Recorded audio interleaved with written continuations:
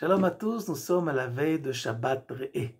Notre question pour ce Shabbat, est-ce que le judaïsme mise plus sur le sens de l'ouïe ou sur le sens de la vue? Avant de répondre à notre question, résumé rapide de notre paracha.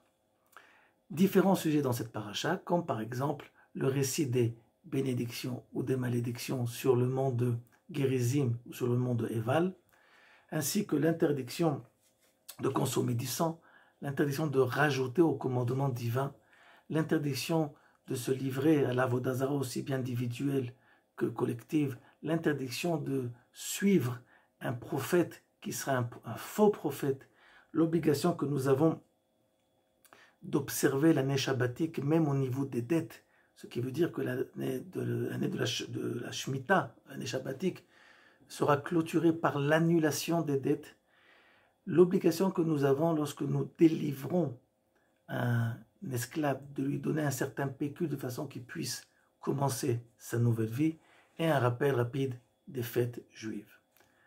Nous revenons à notre question qui est: est-ce que le judaïsme est basé plus sur l'ouïe que sur la vue? Et pourquoi cette question? Pour la simple et unique raison que notre paracha s'appelle Re'eh, regarde, alors que la paracha de la semaine dernière s'appelait Ekev Tishme'un, si vous entendrez. De là, on comprend que la Torah nous propose deux approches au rapprochement de l'homme à Dieu, un qui peut se passer par l'ouïe et l'autre qui peut se passer par la vision. Ce qui est clair quant à la différence de ces deux sens, c'est que on peut entendre sans se voir, et lorsqu'on va voir des choses, on ne peut les voir que si elles sont devant nous.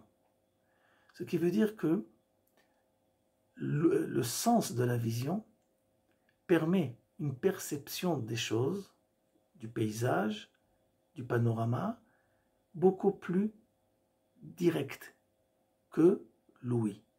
L'ouïe, je peux entendre quelque chose, mais je ne saurais pas forcément identifier quelle est la source de ce que j'entends. Je peux entendre une voix, je peux entendre un bruit, et je pourrais peut-être même avoir une idée d'où ça vient.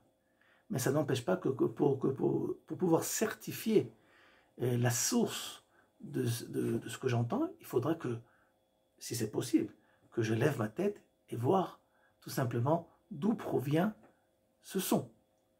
Ce qui n'est pas le cas au niveau de la vision. Lorsque je vois quelque chose, ce que je vois ne m'invite pas forcément à une étape supplémentaire à laquelle nous avons eu besoin avec l'ouïe. Et là, on comprend que la vision est beaucoup plus directe que l'ouïe. Et donc, de façon très simple, on va pouvoir aussi comprendre qu'il peut y avoir deux approches différentes de l'homme vis-à-vis du divin. Un qui sera indirect par l'ouïe et l'autre qui sera direct par la vision. Par exemple, nous allons voir que cette différence va exister aussi dans le langage de nos sages. Quand ils vont parler, ils vont s'exprimer dans le Talmud. Vous savez qu'on a deux Talmudim. On a le Talmud de Babel, de Babylone, et nous avons le Talmud de Jérusalem, qui n'a pas été écrit à Jérusalem, mais à Tveria, à Tibériade. Et ces deux Talmudim parallèles, chaque fois qu'une leçon est enseignée, cette leçon, elle est annoncée par une sorte de slogan, on va dire. Et c'est un mot de passe. Dans le Talmud de Babel, Chachamim, nos sages vont dire Ta Shma, viens, écoute. Tandis que dans le Talmud de Jérusalem, les Chachamim vont utiliser comme slogan, avant de nous enseigner quelque chose, Ta Chazé, viens, regarde. Donc on voit qu'il existe une différence, pas uniquement au niveau linguistique, mais au niveau de l'approche des choses. Ce qui veut dire que lorsque je suis en Bavel, en Babylonie, ce qui veut dire géographiquement en exil, et que la relation de l'homme, vu son déplacement géographique qui est l'exil, cette relation ne peut pas être directe. Elle ne peut se passer que uniquement parce que j'entends. J'entends d'où? J'entends la voix qui vient de la terre d'Israël. Donc c'est la raison pour laquelle qu'en Babylonie, on ne pourra pas saisir les choses par la vision, par la vue, mais uniquement par l'ouïe, parce qu'on entend. Tandis que en Eretz Israël, le Talmud de Jérusalem, qui est sur place, sur la place du dévoilement, n'a pas besoin de nous inviter à écouter, de dévoiler, de développer une relation indirecte. Au contraire, tout est là, il suffit tout simplement de quoi faire? De regarder et de contempler. C'est la raison pour laquelle que la relation de l'homme à son Dieu en Eretz Israël va se faire tout simplement de la façon la plus directe par la vue.